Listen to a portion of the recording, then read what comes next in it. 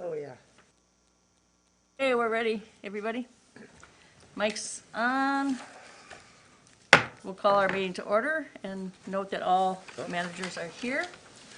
And I guess at first I'd like to have those online please identify themselves for the records. Go ahead. Todd?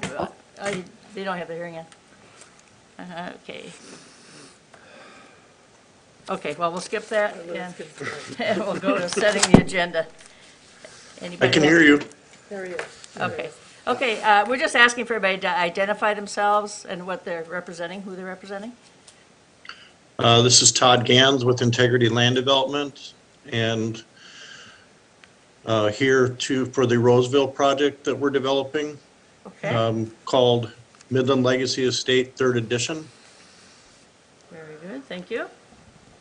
I see- And Chris Otterness has been part of it a lot for us, so thanks, Chris. Okay, very good. Mr. Peterson, I believe? Yes, hello. I live at 140 Old Wildwood Road in Matamidi. Okay, I'm here regarding the Hearth development just down the road.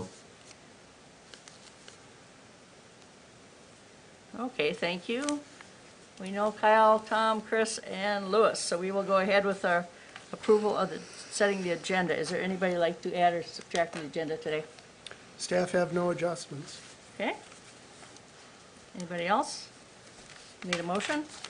I'll move approval of the agenda, Madam Chair.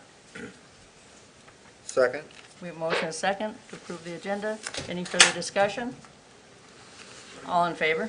Aye. Okay, approval of the minutes? I move to approve the January 10th, 2021 Rice Creek Board of Managers Workshop. I think it was 2022 you meant, but 2022. Yes, Second. we have a motion and a second. Any further discussion? What did I say? 21. 21. All in Thank favor? you. Aye. Aye. Aye. Okay, go ahead. Okay, and I move approval of the January 12th, 2022 Rice Creek Board of Managers regular meeting. Second. We have a motion and a second. Any further discussion? All in favor? Aye. Thank you. Thank you. Okay, consent agenda. Yes, President Preiner, Board of Managers, staff have 5 applications for your consideration today. As previously mentioned here, Todd Gans is the applicant for 28-034. And then Mr. Peterson is here, I believe, regarding application 21-130. It's an apartment project in the city of Matamidi. I'm not sure if either of them have any comments they'd like to share, but staff have no changes to the report. Okay, is there any comments anybody'd like to share before we call the vote? Mr. Peterson or Mr. Gantz? Madam President, I do have a question. Sure, go ahead. With regard to permit 21-130, it's stated that the project meets the 3-foot separation for adequate drainage, but down on page 40, the second to last sentence in paragraph 2 says, the overflow point into the underground garage is 1 foot above the runoff elevation of the wetland to the east over Lincoln Town. So I'm trying to understand how we're meeting the 3-foot separation requirement.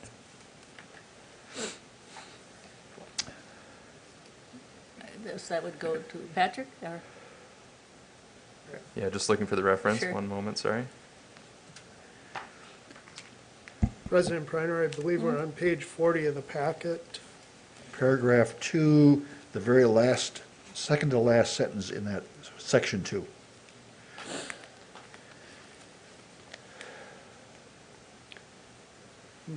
Mike, pardon me, Go ahead. President Preiner, Manager Bradley, if I could, I heard you note the 3-foot separation, Yes, which is a stormwater infiltration determination, if it's feasible or not. The last sentence, I heard you to reference about the 1 foot above the runout elevation to the wetland is one about flooding. But I will defer to Chris and Patrick in regards to the application of it here. So the reference, of course, to the 3 feet separation is in the paragraph above the table, where it says that the seasonal high water table is estimated at elevation of 928.5 based on the ordinary high water elevation to the adjacent open wetland. So we're referring to that wetland as a basis, which provides a minimum of 3 feet of separation. And yet we're talking about 1 foot separation before it goes into the garage. Madam President, Manager Bradley, as Nick was indicating, that 3 feet of separation they're talking about there is with regard to the bottom of the basin for those infiltration requirements. So that, and when we're referring to that wetland elevation is establishing the I would say seasonal high water elevation that you'd use compared to the bottom of the infiltration basin. So that again is different than the requirement for the emergency overflow, which the emergency overflow requirement would be that 1 foot of separation from the lowest floor elevation. Okay. Further questions? That I'll entertain a motion. Madam President, just one last question here. So this is one of those in-basement stormwater facilities, and is this adequately, Chris, is this adequately able to be maintained, cleaned? Some of the questions we've had in the past when we built these was not that it's a good idea, but to make sure that they can get in there and take out the sediment that builds in there or not, or how's this going to work? Yeah, so any BMP like this, there are going to be access locations available so that maintenance can occur on them.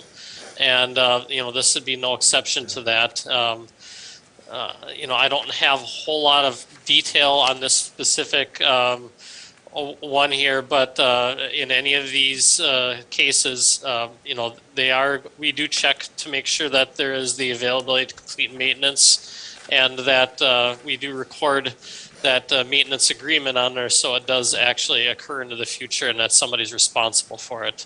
And so that's what we have for item number 4, the applicant is submitting the declaration for maintenance of stormwater management features, which will be required as a CAPROC item. Thank you. Any other questions? Now I'll entertain a motion. Madam President, I move to CAPROC permit number 20-034, 21-114, 21-127, 21-130, and 21-131. Second. We have a motion and a second. Any further discussion? Madam Chair, I'd just like to point out that we're looking at 2 applications here that are very close to our adjacent watersheds. And I had some questions about how that all works, and I'm very satisfied to hear about the communication that our staff has with other watershed staff when permitting projects that are very close to those boundaries. Okay. Anything else? We have a motion and a second. Any further discussion? All in favor? Aye. Aye. Open mic. Anybody in the audience like to speak today? Any issue that wasn't on the agenda? Okay, seeing none at this time, we'll move forward. Number 1, City of New Brighton, Kyle. Madam Chair, members of the board, hopefully everyone can hear me today. And I'm here to discuss your consideration of a memorandum of agreement with the City of New Brighton.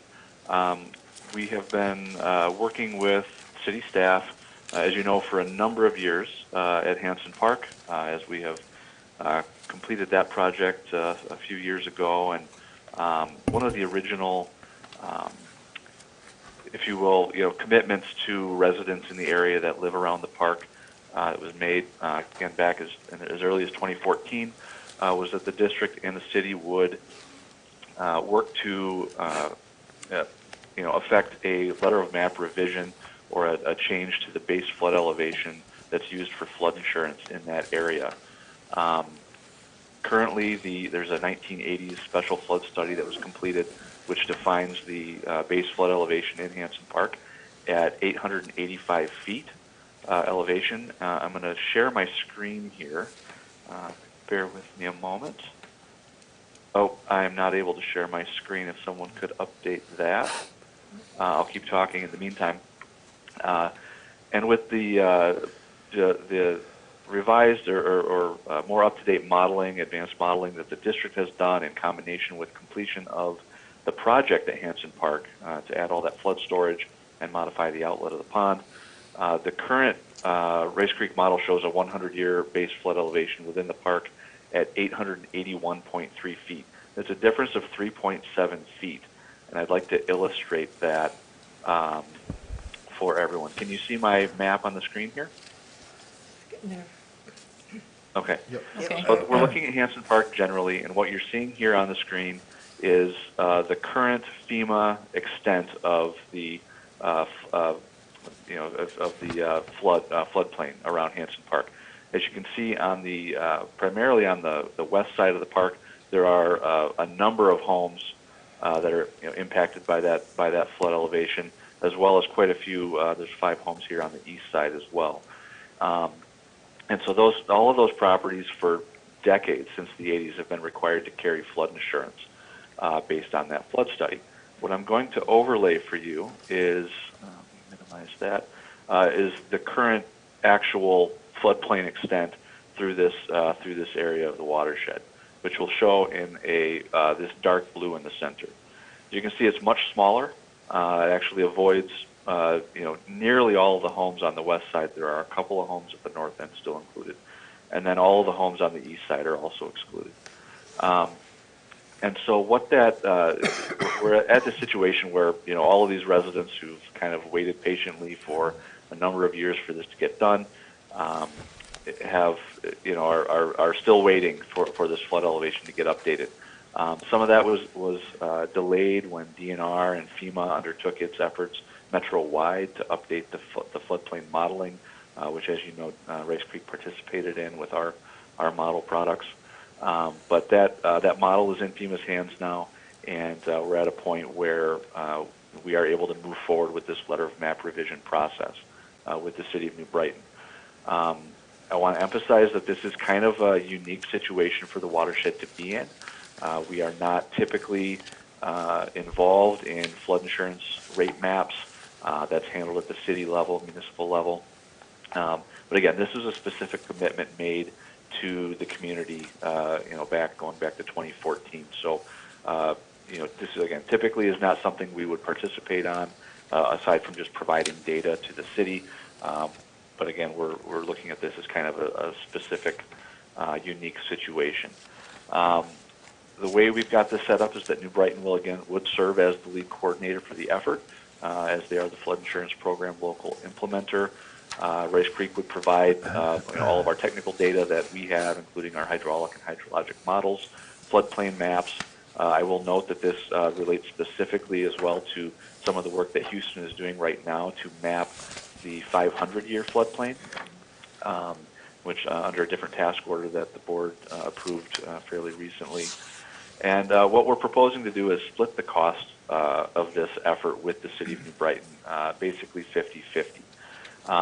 There are a number of costs, which you'll see in the packet, that are outlined for technical services that the city has identified, both in the way of surveying around the park and on those private properties to find low flood elevations and essentially, real ground truth map that floodplain elevation, as well as some engineering work to prepare the models, prepare the application to FEMA. It's fairly complex. FEMA also has application fees for this type of process, which could be on the range of up to around $8,000 to complete a letter of map revision.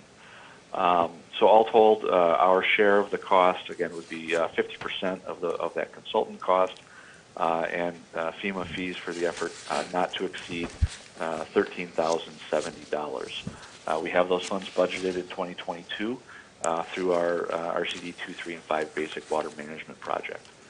Again, I'd be happy to answer any questions that the board may have about this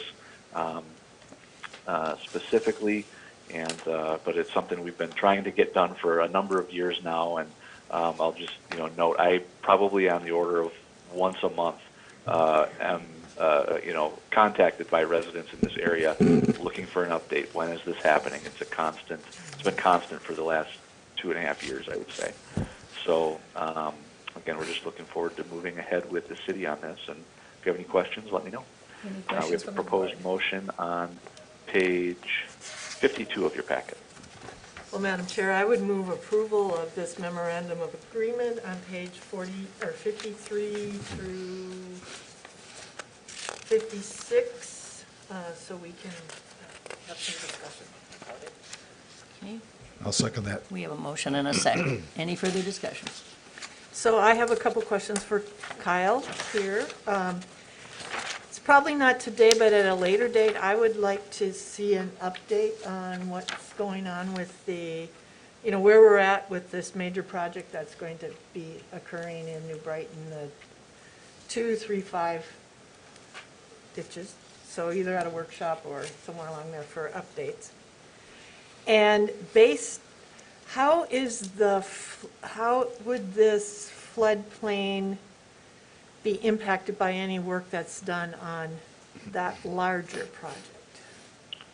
Sure. Madam President, Manager Winan, I'd be happy to provide that larger, more comprehensive update again at a later time. Be a great workshop topic. Specifically to the second part of your question, the project itself in Hanson Park added, I think, just as an example, we added, it was somewhere on the order of 40 or 40 plus acre feet of new flood storage within the park by completing the dredging out there and modifying the dam and outlet structure. While the overall effect of the project reduced the flood elevation, 100-year flood elevation, slightly within Hanson Park, most of that impact was actually seen downstream. We've seen significant reductions in the more frequent flood events, the 2- and 10-year events downstream at Garden View Apartments. To my knowledge, Ramsey County Ditch 2 has not ever left its banks since we completed this project down to the north, so that's just anecdotal evidence. But there are a variety of other projects, as you mentioned, upstream of here that are proposed as part of that effort, all with the goal of increasing storage and reducing flood risk, damage, and flood elevations throughout the entire drainage area. Again, a lot of work to be done. It's over $20 million proposed of remaining work. So trying to find funding for that. We can go into that in more detail, but we could see reduced flood elevations in Hanson Park even lower than what we are at right now with some of that additional work. So. Yep. Any other questions for Thank Kyle? you. Now we have a motion and a second. All in favor? Aye. Aye. Okay. Kyle, Hanson Park, Old Eagle Lake, enhanced. Yes. It's on the maintenance. Yes, thank you. Madam President, members of the board, the second item for your consideration today also relates to Hanson Park, but in part also our Bald Eagle Lake Iron Enhanced Sand Filter site over in White Bear Township. There's a variety of maintenance activities that are required at these installations, both in terms of maintaining the sand filter beds themselves, weeding, which is typically done with hand tools and or by hand, and then other vegetation maintenance around the sites, tilling of those filter beds to keep them, handling the water and infiltrating water through them on a regular basis. In the past, a lot of this work has been done by district staff.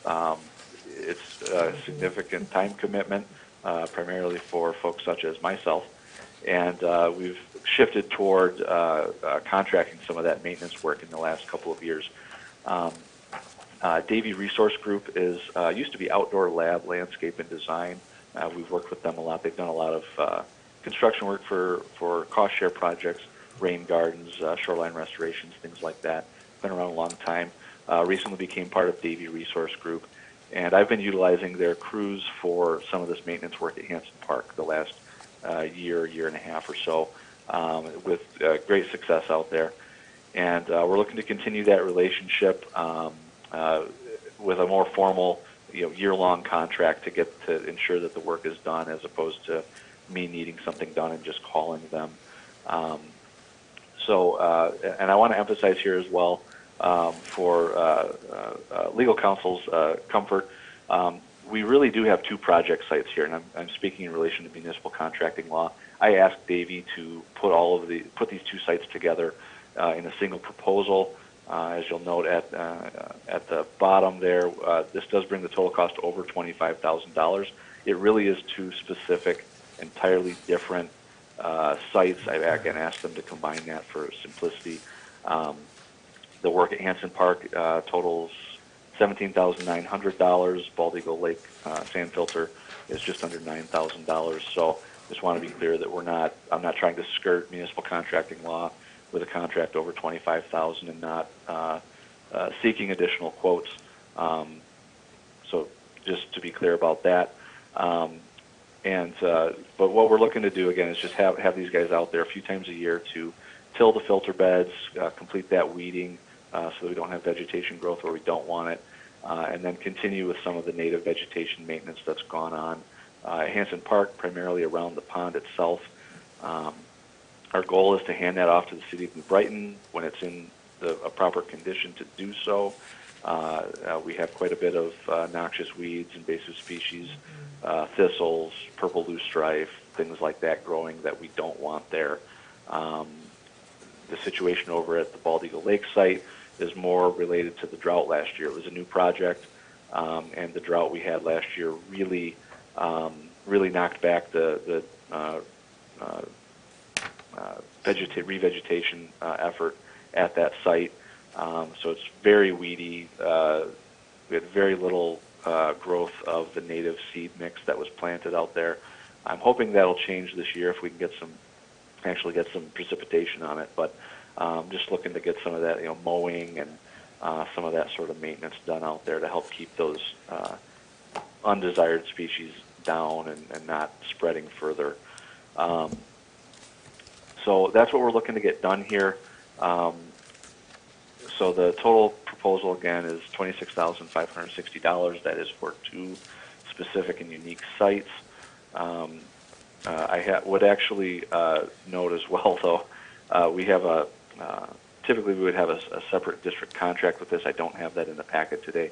So I would propose a revised first motion and ask the board to authorize the administrator on advice of council to enter into an agreement with Davy Resource Group for the described services in an amount not to exceed $26,560.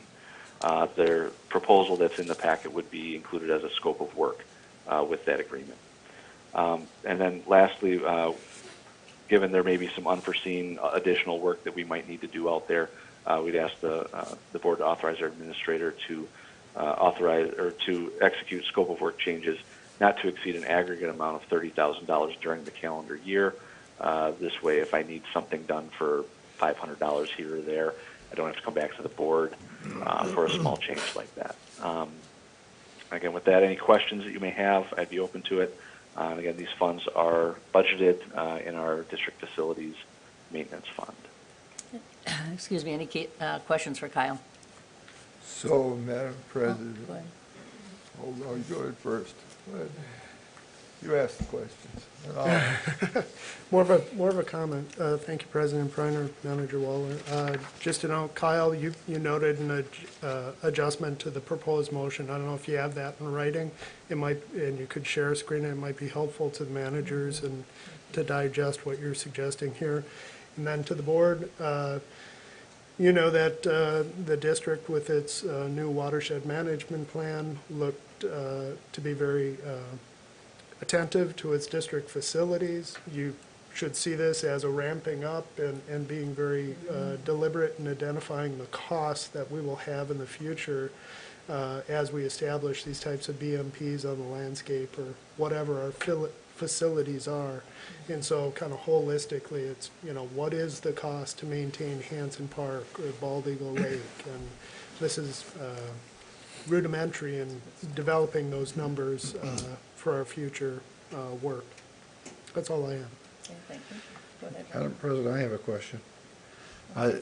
Kyle, the second motion talking about scope of work changes not to exceed 30,000, are you actually looking for scope of work changes not to exceed like $3,440, or are you actually like doubling the project?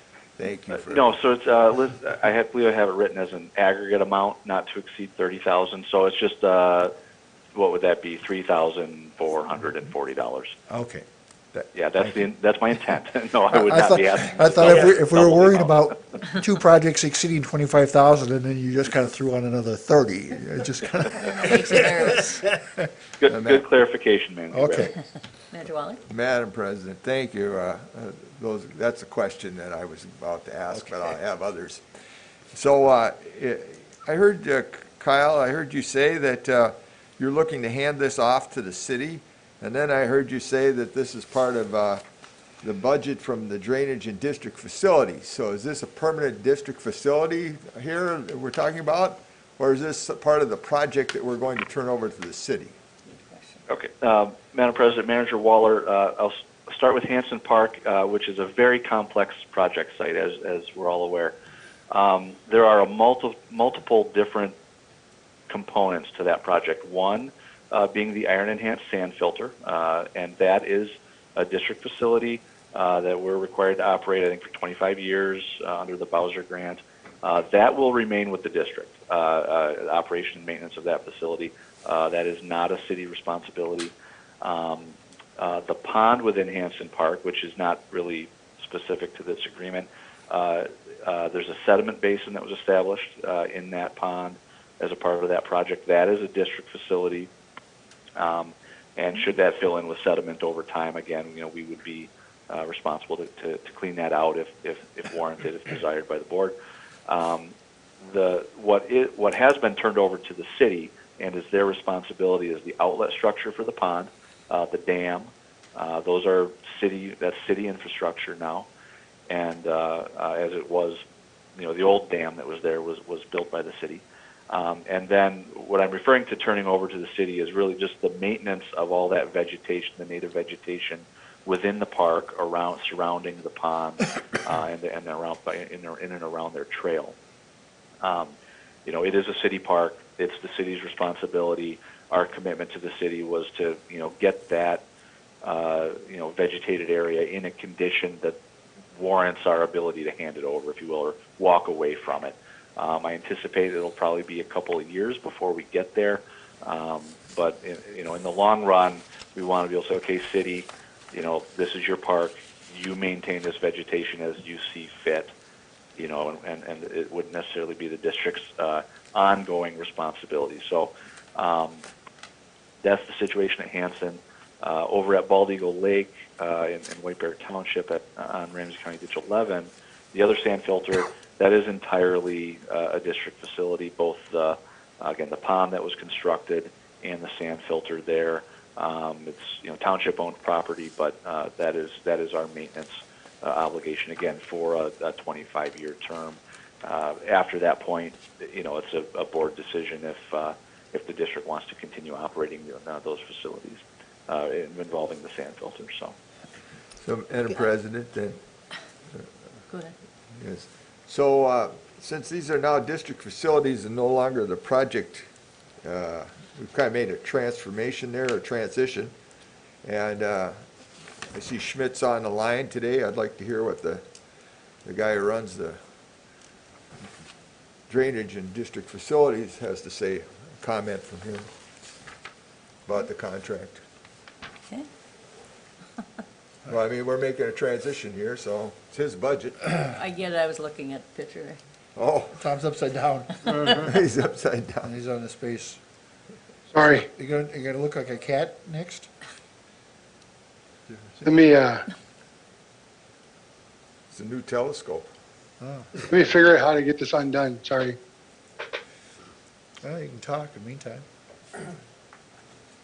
Oh, yes, I think that, I agree with what Kyle has said, and that the ongoing physical assets of the facility, like the pumps and the filters are our responsibilities, but the vegetation management of the park is a city responsibility. Did I hear him say that we were responsible to dredge it?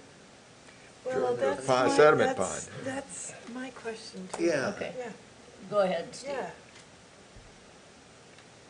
I don't know if you heard your question. Oh, I'm sorry. I'm wondering, did I hear you right, that we're responsible to dredge that when the time comes? And I'm just curious why we're responsible. Yeah, Madam President, Manager Wagaman, so the pond within Hanson Park, again, it's the southern basin. The pond is really split into a northern and southern basin. And in designing that project, the southern basin, south of the island, was graded and designed in a way to act as a sediment basin. At the time in designing that project and going through our agreement process with the city, the district did commit to maintaining the southern basin, if you will, as a sediment basin in Ramsey County Ditch 2. So that was our commitment at that time. Again, that's subject to, the desire or benefit of further dredging or maintenance. There's nothing anywhere saying we have to do that. I will say, other than within the 25-year scope of the Bowser grant, because it was, essentially excavated as a wet pond, a sediment basin, we do have an obligation under our grant funding to, ensure that sediment basin continues to function. So, That makes sense. if within that 25-year window it fills up, we would probably be obligated to, honor that commitment and dredge it out again. Notably, it'll be a much smaller operation than it was last time. So you won't be looking at another $4 million project again. But yes, that is our commitment, again, for the minimum of that 25-year window. Gotcha. Thank you, Kyle. Marcy, go ahead. Thank you. So, once again, we have these discussions about these sediment basins or stormwater retention ponds or whatever we're calling them at the time. So, we have responsibility for this one. How many of those does the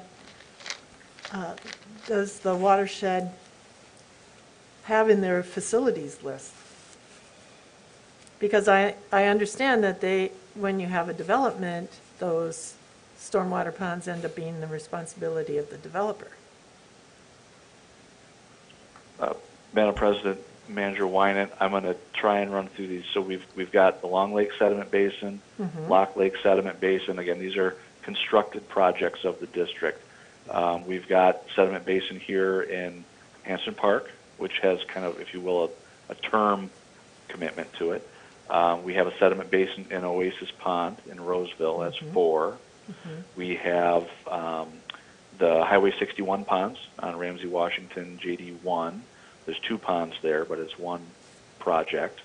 Tom, can you help me think of any others that might be out there? There might be 1 or 2 others I'd have to think, but it's pretty limited. No, I was just scope. counting in my head, yeah, it's, well, I agree with what you said, those are the right ones, Yep. are the major ones that are Yeah.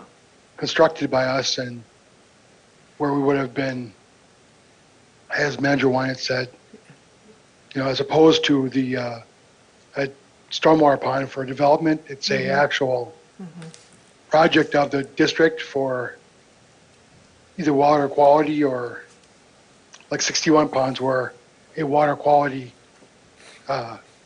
effort that have a sediment basin function to them, but it's more for water quality. Okay. So not more than 2 dozen, and they're projects that we initiated or participated in, so that makes sense. Yep. Madam President, if I'm, am I correct that each of the ones you listed are on our drainage system? Madam President, Manager Bradley, there are, for instance, the Long Lake and Lock Lake sediment basins are not on the public drainage system. Okay. Those are, if you will, on Rice Creek or in public waters. The others are on the public drainage system or in line with it. Oh, I should add, we have the pond that we just built on Ditch 11 as well as a part of that sand filter. There's another one. Nick? President Priner, Board of Managers, I was just going to note that for each of these facilities and their origins, some are quite old. Each, there is a vetting tool within the watershed management plan as to is it a district facility or not. And each time one of these comes up and we contemplate the maintenance or what to do with it, it would be in light of whatever new science or understanding of the resource we have. So it would be at your discretion of this is still remains a good public investment and we should continue that effort, or perhaps we should abandon this facility in light of something else that might serve the goals better. I would like to ask the council, I would kind of prefer that these were separate since it's two separate cities. I would like to have one contract with each city, because if something happens to this company, and let's say they do some in Bald Eagle, but they never get Hanson Park done, it'd just be easier to me. I mean, if it was all in one city or one area, I wouldn't mind, but I do agree. I don't know if it's necessary, but I'd like to have a comment on it. Madam President, that's certainly within your discretion. And Madam President, I would add it would not be a big deal to split this up into two contracts. That was an option I spoke with your Councilor Chuck Holtman about prior to the board meeting. He didn't necessarily see a need to have to do that, but if desired, that absolutely could be the approach. I just think it would clarify it. Do you want them to bring the two contracts back to us the next meeting? What do you think? Well, I would think we could approve could the approve it, contracts, and it'd yeah. be an administrative thing to divide it Exactly. into To separate divide 'em. actual And that's what So, the proposed motion is on advice of council. Well, You could add so- that to it. Yeah, So, anyway, I'm willing to try and take a stab at Okay. it, see how we do, I think we're ready. Go ahead. if you're ready. Go for it. Okay, Madam President, I move that we authorize the administrator with the advice of council to approve two separate contracts with Davy Resource Group, one entitled the Hanson Park and the other the Bald Eagle Lake 2022 Maintenance Plan dated January 18th, 2002, and then as outlined in our packet, pages 65 through 72, for an amount not to exceed $26,560, of which $5,500 would be for the Hanson Park portion. Let's see, that's the IESF maintenance cost. There's another 12,400. So adding those together quickly, looks like 17,900 for the Hanson Park, and looks like $8,660 for the Bald Eagle. How'd I do? Very Very good. You good. did well. Very Okay. well, yeah. Okay, we need a second. I'll second that. We have a motion and a second. Any further discussion? so. Madam President, Oh, go ahead. just one question about the change order authority then. That would be the second motion I'd make. if Okay, this one proves. good. Okay. So, Madam President, basically, this is a contract to remove the weeds as part of the maintenance under the 25-year agreement for these sand filters that were required to maintain them. And that's so that it becomes then part of the district facilities budget and not part of the project itself, correct? That's my understanding. Kyle, are we correct? Madam President, Manager Waller, essentially that is correct. As these, we're in a post-construction phase for both of these projects, and as we move out of, the active project construction and that phase, as we are intending to roll these over into district facilities because that's what they are. And so, as we move forward through time, you'll ultimately see that reflected in the district budget for district facilities as we move ahead. President Preiner, just to clarify, it's not only the vegetation management, but these infiltration beds that are utilized to treat the stormwater require a tilling and a deep tilling. This is to allow the water to percolate through, and that's a major cost ongoing. I believe that's included as well here. Correct. Okay, we have a motion and second. Any further discussion? All in favor? Aye. Madam President, first of all, let me, a question. I don't believe we have to break out the change order into separate contracts because that's a budget issue rather than a contractual issue. Yep. So I would move to authorize the administrator to execute scope of work changes with Davie Resource Group for an amount not to exceed $3,440 related to the two just approved contracts. Second. We have a motion and second. Any further discussion? Further discussion? All in favor? Aye. Okay, thank you, Kyle. Thank you. Okay, check register. Madam President, I move to approve the check register dated January 26, 2022 in the amount of $940,447.20 prepared by Redpath and Company. And just for a quick clarification before you vote, the reason it is as high as it is at our last board meeting on 1/12/2022, we approved two cost share reimbursements. One was for the city of Roseville for $425,583.12 for Ramsey County Ditch 4, and then the other one was ad valorem reimbursement for let's see, Lamedi and Sons for the Washington County Judicial Ditch 3 project. That was their final pay request for $263,280.05. That's why it's as high as it is. So- We need a second? Second. We have a motion and a second. So, Madam President, we're clearing off some of that money we allocated a couple years ago. It's been in kind of a limbo land in between, or in the float, or whatever we want to call it. And that's why it's so high. I think that's, point that out. Okay, we have a motion and a second. Any further discussion? All in favor? Aye. Okay, staff reports. Any question on the staff reports? So Okay, can I just point out that the latest staff member, the newest staff member, if I can find this, constructed an air filter system, a COVID do-it-yourself filter for the building, for the office. Congratulations. President Preiner, yes, that's correct. As a measure of additional protective safety and sense of well-being or safety there, yes. very good. Anybody He's else? also an engineer. Everybody look at their February calendar.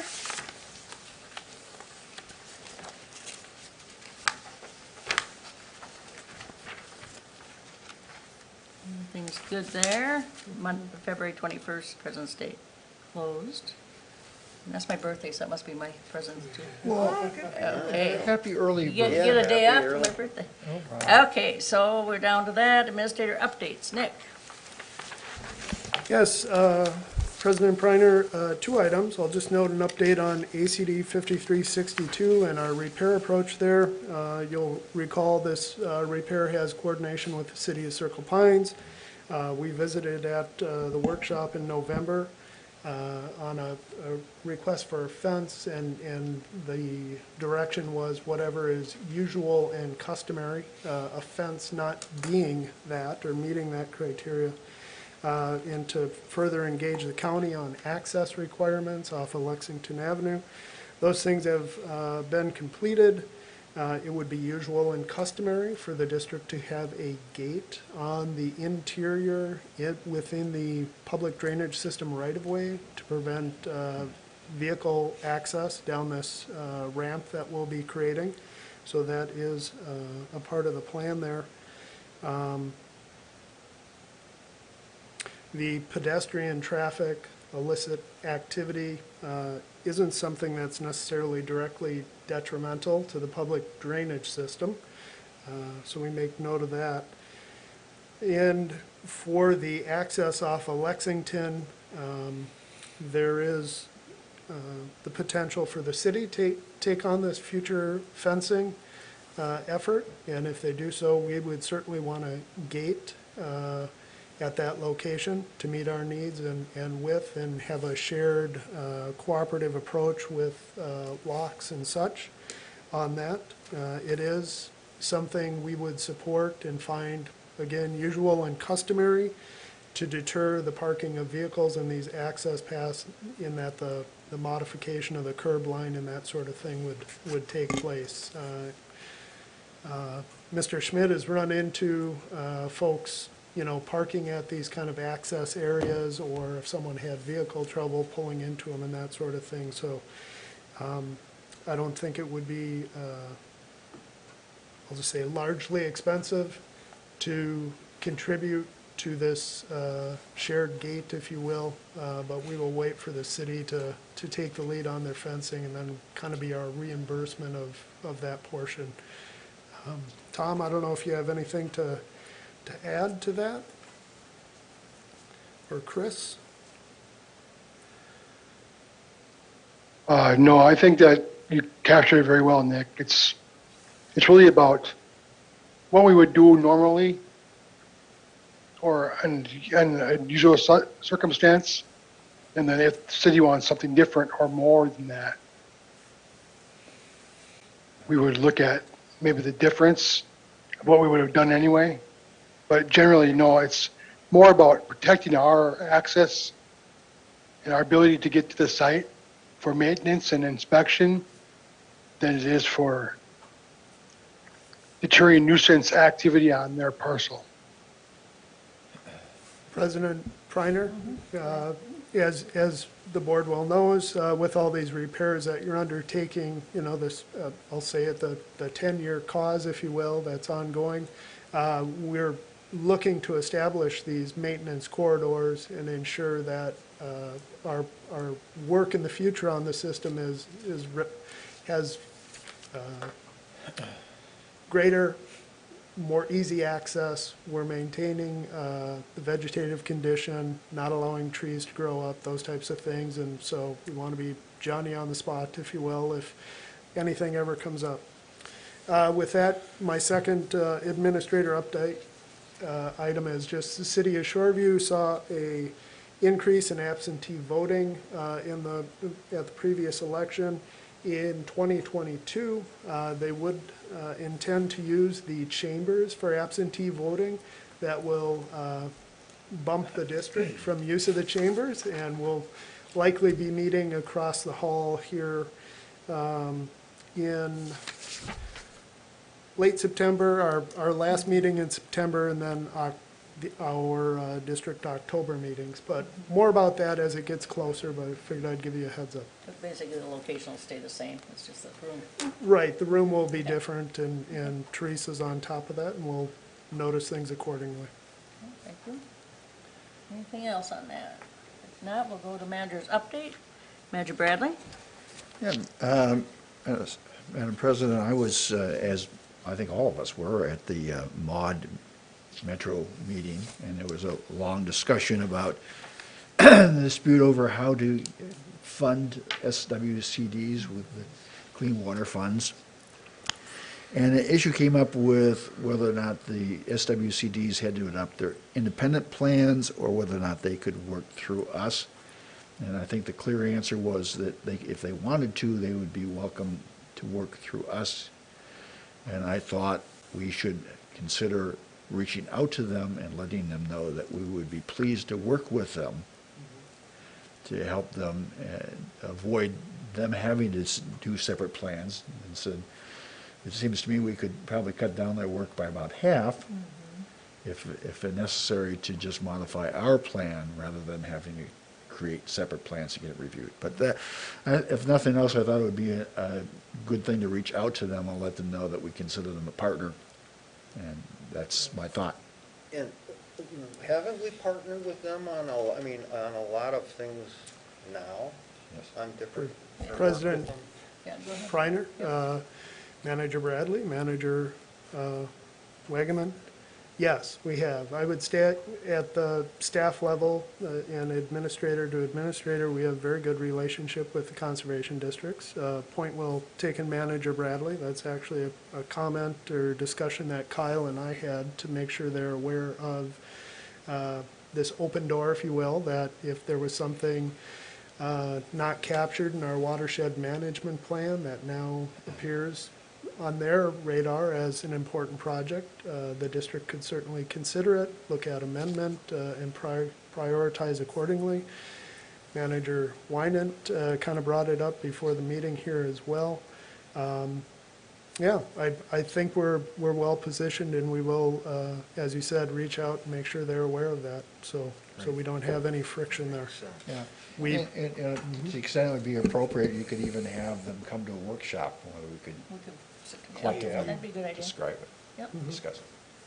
Yeah, Very well. good idea. So I would also point out that we have a very robust Citizens Advisory Committee where representatives of those of Anoka, Washington, and Ramsey, soil and water districts or conservation districts, whatever they're called in Ramsey County's case, are on the board and they're active participants. So I think that's also something to continue to keep in front of mind. So I don't know where the genesis of all of this is, and it's very, very unfortunate, and it just continues to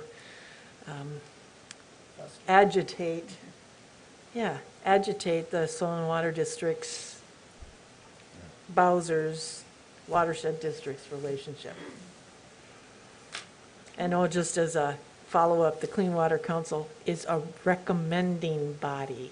So any of those decisions end up being legislative or in the executive branch. Okay. Steve? I have nothing. See you, John?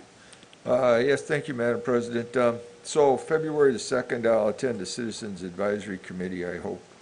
Also, the Washington County Consortium meeting earlier in the afternoon. And I did attend the Metro Mod meeting and listened to both Manager Bradley and Manager Wynant speak and about the issue. I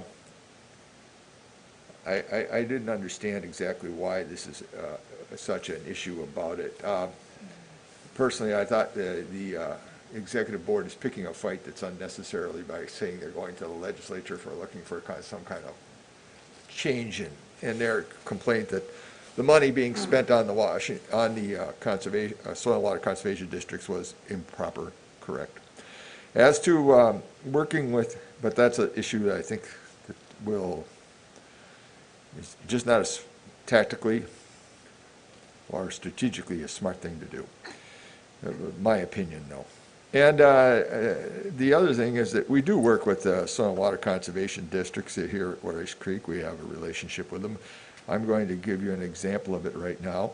At the request of the county commissioners of Washington County, particularly Commissioner Karweski, who's come to our meetings about it, Lost Lake. And so we have a study going on for one, about water quality in Lost Lake. And two, the Conservation District is doing a study on the bottom because of the sewage spill in there.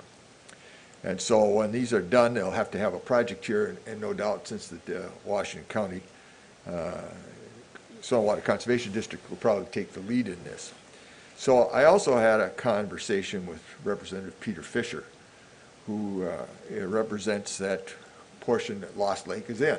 And in the past, Representative Fisher has been very interested in seeing some dollars allocated to the cleanup of the bottom of Lost Lake. It's kind of one of his projects he's had for a number of years he's talked about. And so I informed him, you know, with this COVID business, we don't talk as much as we used to do. Like, we don't have the House of Representatives isn't open for their meeting, and so you don't see them as often.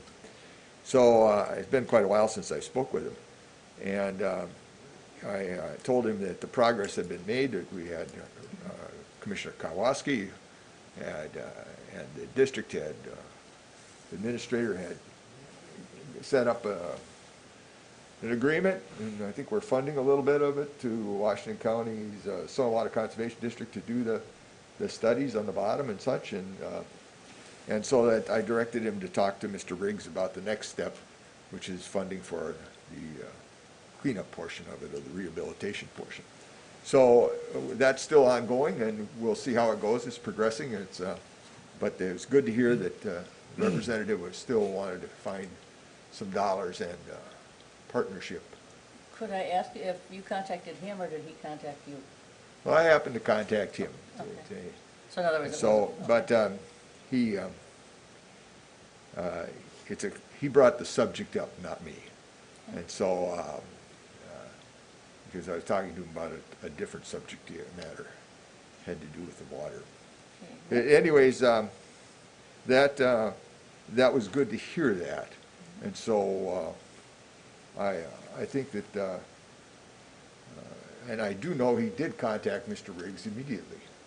Well, I shouldn't say immediately, but I mean, within the next day or so, I had a chat with Riggs, who happens to be the administrator for Soil and Water Conservation, Washington Soil and Water Conservation. So anyways, those are all good things, positive, and moving forward on it then. we had Kyle's hand up and then, or Nick, one of you two can. Yeah, Madam President, just share an update with you as well, only because it ties several of the items that you just discussed together related to the Bowser's Watershed-based funding program and how that will work with watersheds and SWCDs, and then Lost Lake as well. I'll just share, I've been working with Brian Pinn at the Washington Conservation District and staff at the City of Matamidi, and we are exploring moving ahead a project, or series of projects in Matamidi that all are around Lost Lake, namely some work at Wildwood Park on the south basin of Lost Lake to help improve water quality and reduce erosion there. And the way it's lining up, there look like really good proposals to utilize some of those watershed-based funds when they are eventually made available to our area. And certainly it's a type of project that we would be partnering heavily with the Conservation District on.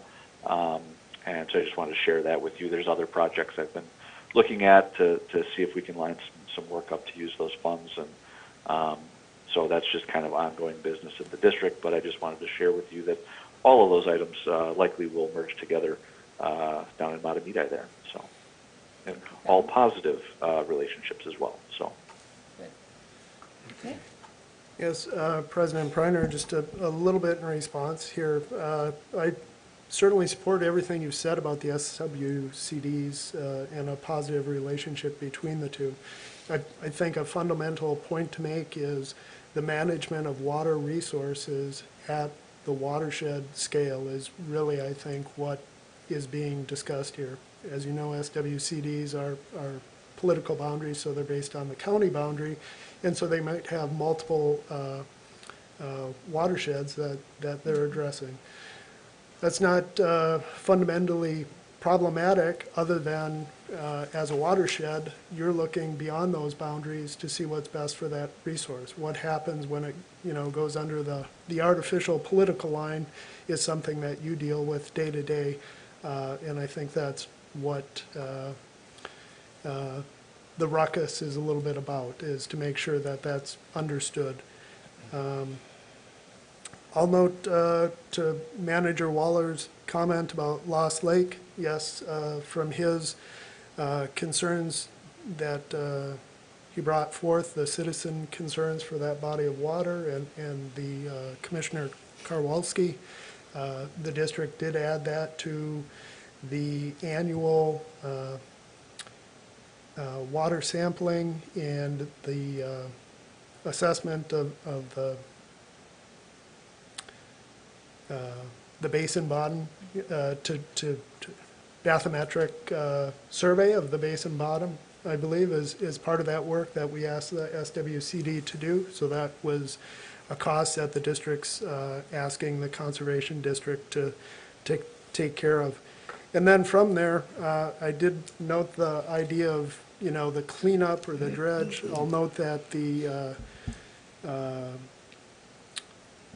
sewer line that fell apart there and discharged to the lake, my understanding is that the state did investigate that thoroughly, and that these organic materials are digested, if you will, by the environment. So there isn't necessarily something to dredge there. And our effort in this work with the Conservation District is to have the science-based information to propose a project that will improve the water quality and make sure that we achieve the goal we're trying to get to.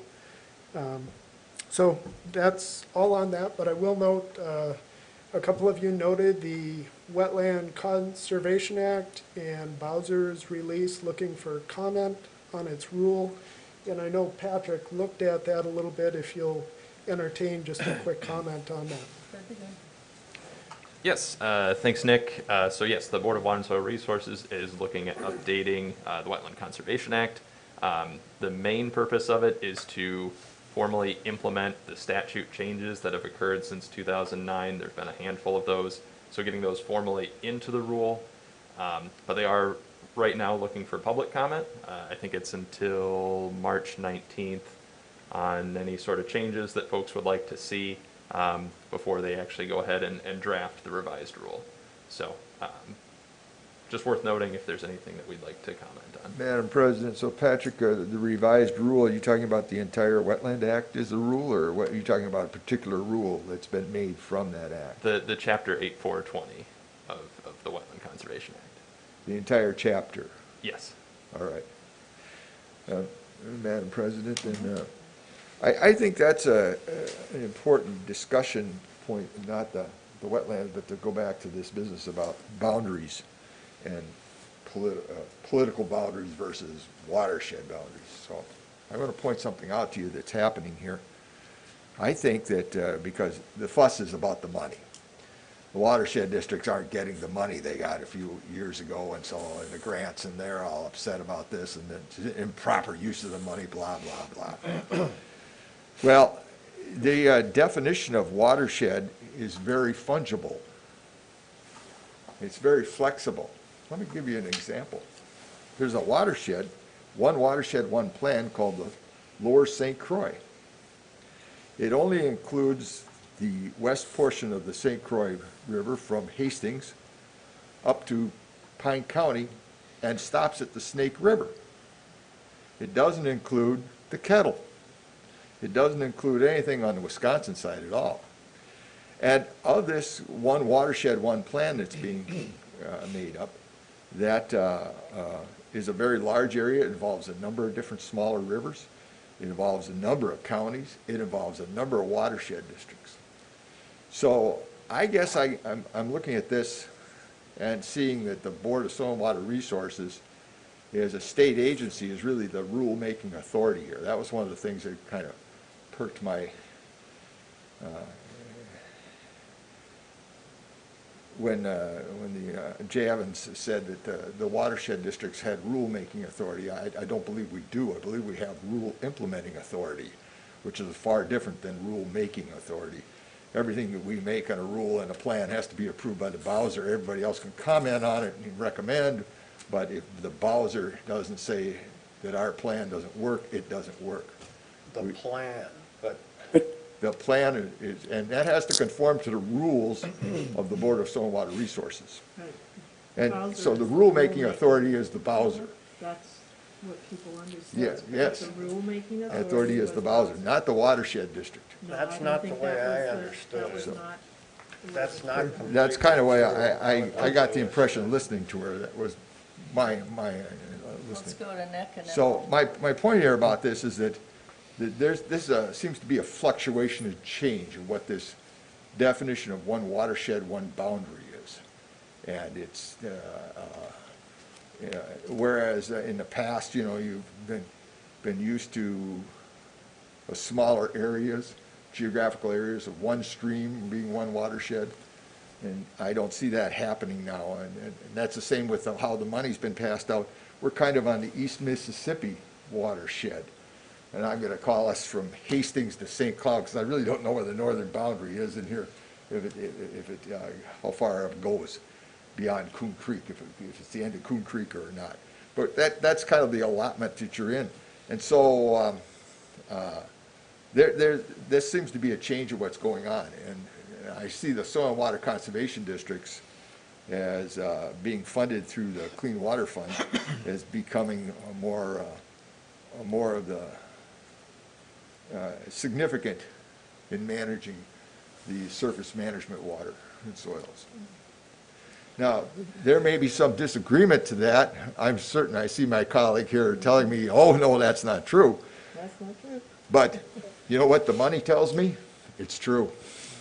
Madam President, the one thing, the way I understood it, Bowser approved our plan, but we have rulemaking authority and it just goes to Bowser for comment.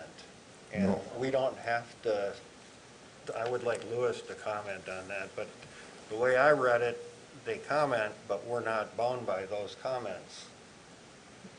Louis, would you like to answer that? Yeah, Madam President, Manager Wagman is correct. When it comes to the watershed district rulemaking, we have authority by statute to adopt rules, and Bowser is a commenting agency in that process. Their comments are advisory only. Right. By golly, we could make a rule about getting rid of the 8420 then, eh? That right, Lewis? We can get rid of Rule 8420. No, I wouldn't say that. Well, you have rulemaking authority. Yes, rules have to be in compliance with. state Consistent law. with our statutory authority, right? Madam Chair, just to clarify where the Clean Water Council And you're a member of the stands, council? and I'm a member representing the watershed districts, is that we agree that the soil and water districts should be fully funded.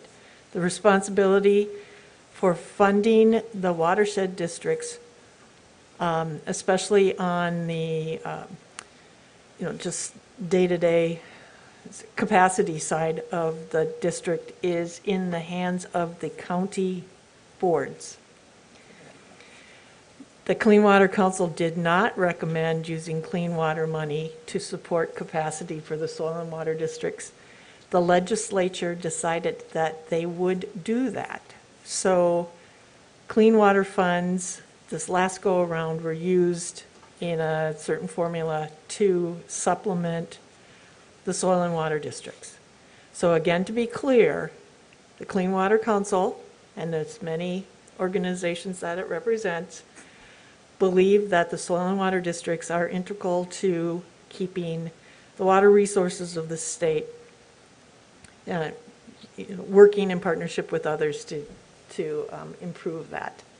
But they're not in agreement of using clean water dollars to support that effort, and would keep the pressure on county boards to support to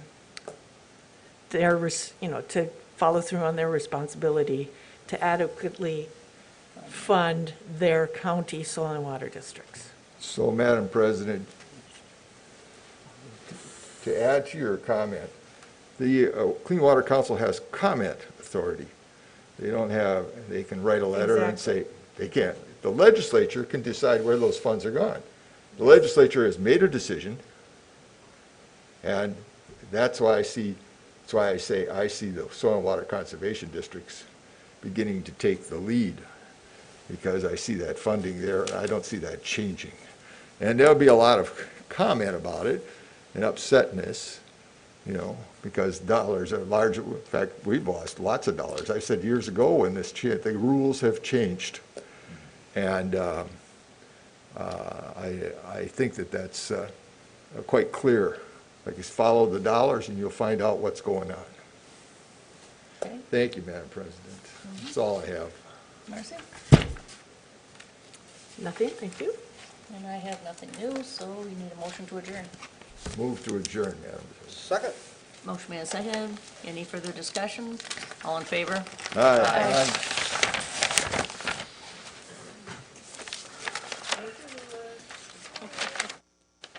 Good to see you all. Take care. Thanks, Elizabeth.